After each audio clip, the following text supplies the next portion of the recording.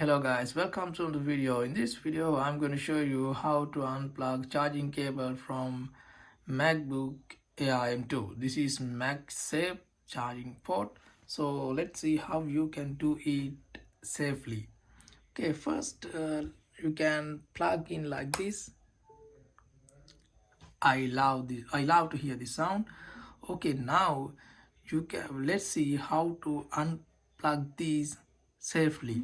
Okay, don't pull here, it will damage this charging cable, or don't pull here.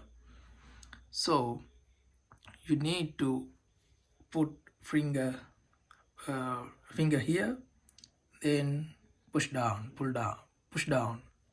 You can take it off, or again, or up,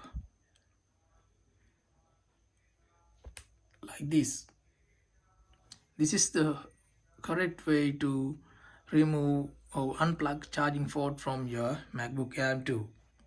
So following this way you can do it proper way.